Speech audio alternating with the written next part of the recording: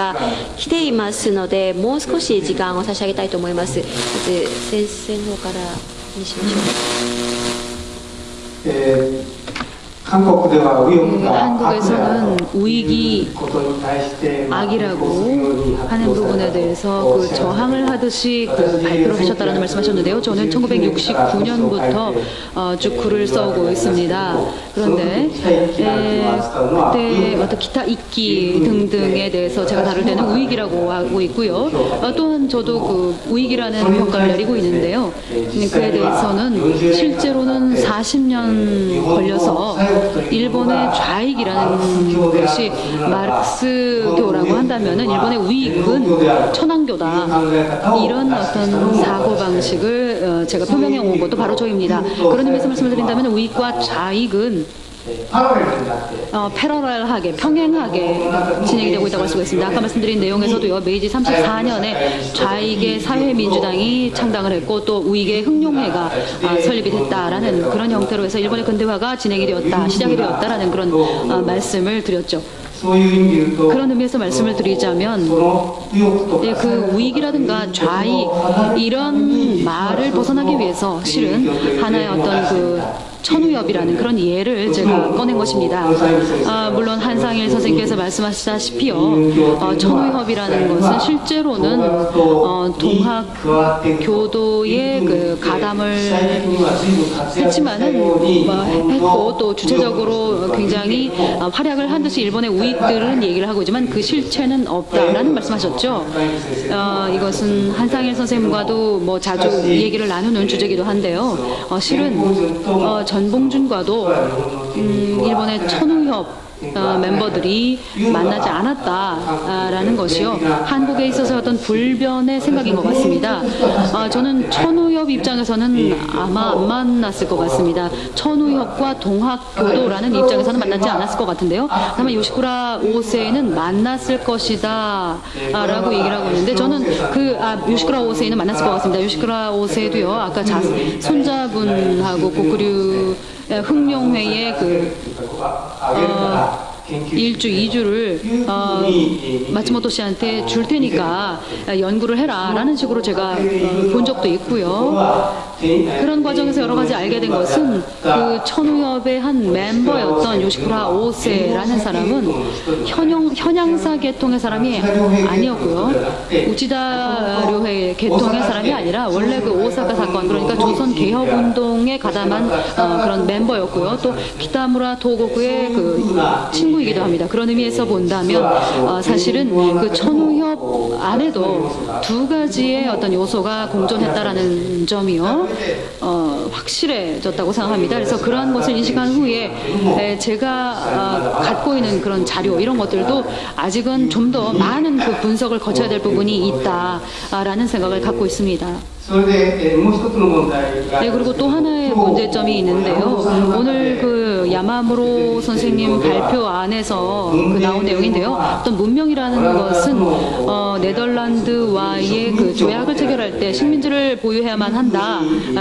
문명국이라는 것은요. 네, 그런 그 부분이 있었습니다. 그래서 문명이라는 것의 규정은 그 식민지를 원하는, 또 영토를 혹은 확대하려는, 해외로 그것을 팽창해 나가려는 그런 생각에 있어서는 내셔널리즘의 제국적인 어떤 전략이라고 볼 수가 있겠는데요. 그렇지만 문명국은 식민지를 갖고 있지 않으면 문명국이라고 불리지 않는다라는 것이 1900년경의 당시의 상식이었습니다. 일본과 미국이 유럽 사회에서 문명국이라고 불렸던 것은 사실은 일본이 그 청일 전쟁에서 승리를 하면서 타이완이라는 식민지를 손에 넣었을 때 미국이라는 나라는요, 그렇게 큰 광활한 토지를 갖고 있는 국가지만 유럽의 국가들은 식민지를 갖고 있지 않는 한 자신의 어떤 그 갖고 갖고 있는 곳에다가 철도를 깔거나 뭐 어떤 법률을 만들어가지고 국민의회를 개회할 만한 그런 그 자금이 없었습니다. 그렇기 때문에 식민지를 손에 넣어야 되고 또 식민지를 손에 넣지 않으면 문명국이 안 된다는 것이 상식이었습니다. 그렇기 때문에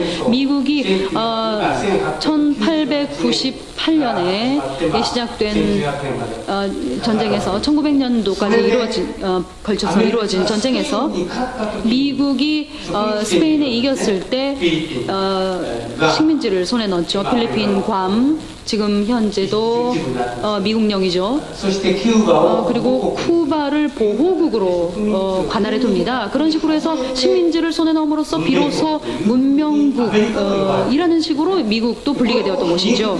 이것을 사실 아이러니하게 받아들인 것이 바로 오카쿠라 켄신이라는 사람이 자노혼이라는 책이 있습니다. 러일 전쟁 직후에 출판된 책입니다. 우리 아시아인이 그리고 일본인이 평화를 애호하면서 차라는 문화, 다도라는 문화에 친숙해졌다. 그렇게 미를 추구하는 국민인데 그런 우리를 유럽과 미국인이 야만인이라고 부르고 그런데 그 만주의 벌판에서 수십만 명의 그 대살육을 벌인 그 러일 전쟁, 이 러일 전쟁을 벌였을 때는 문명국이라고 불렸다.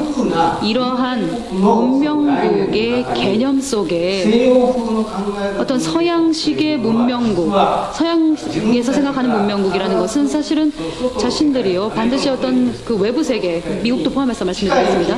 그 어떤 기회 균등을 추구하면서 그 문호를 개방하도록 요구하는 것, 이것이 바로 문명국인 이유라고 받아들였던 것이죠. 그리고 혹은 문명국으로서 아시아에게 그런 요구를 하는 것이었습니다. 그러니까 그것을 학습한 일본이 문명국이 되기 위해서는 한국에 대해서 조선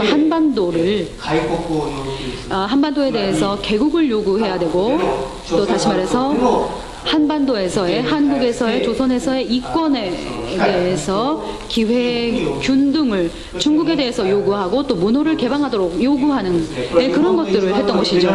일본의 가장 큰 온건파라고 불렸던 요시노 사쿠조조차도 청일전쟁은 의전, 그러니까 정의를 위해서 싸운 전쟁이다라고 하고 있습니다. 그것은 왜냐하면 한반도에 우리가 기회 균등을 요구하고 문호 개방을 요구했기 때문이다. 이것이 바로 문명의 전쟁이다. 라는 식의 언설을 하고 있습니다. 그렇기 때문에 오늘은 중심적인 화제의 그 문명이라는 것을 어떻게 인식할 것인가라는 부분은 등장하지 않습니다만 우치다 료헤가 문명의 수도라고 불렀던 것은 그런 의미에서 말한다면 요시노 사쿠조하고 마찬가지로 외국에 대해서 말하자면 문호를 개방하는 것을 요구하고 기회 균등을 요구하는 것, 이러한 측면, 그런 의미에 있어서는 어떤 제국 러시아에 대해서 투쟁하는 것, 이라는 어떤 당연한 논리가 드러난다고 생각합니다. 그리고 문명국이 되기 위해서, 문명의 전쟁을 하기 위해서는 당연히 국제법이라는 룰에 따라서, 전쟁의 룰에 따라서 진행을 해야 된다는 그런 사고방식입니다. 이런 그 차원의 레벨에서는요, 청일전쟁, 러일전쟁에 있어서 문명전쟁을 한다라는 점을 명확하게 인식하고 국제법이 허용하는 범위 내에서 다양한 수단을 총동원해가지고 싸운다고 얘기하고 있습니다. 다시 말해서 문명의 전쟁으로서 러일전쟁, 청일전쟁을 하려고 했었던 것이 바로 일본이다라는 것이었습니다. 만국 공법이라는 것이 그런 의미에 있어서는 그 규범에 따른 것이다, 룰에 따른 것이다 라는 그런 문제점이 등장하게 됩니다. 마지막으로 한 가지만 더 말씀을 드리도록 하겠습니다.